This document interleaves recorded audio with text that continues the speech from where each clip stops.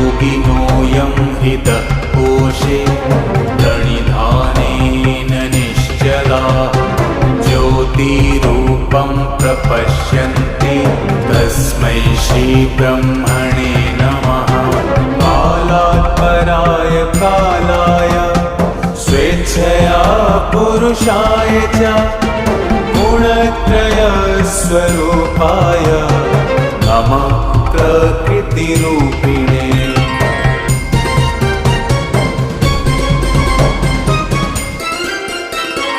विष्णवे सत्त्वरूपाय रजोरूपाय वेधसे तमोरूपाय रुद्राय स्थितिसर्गान्तकारिणे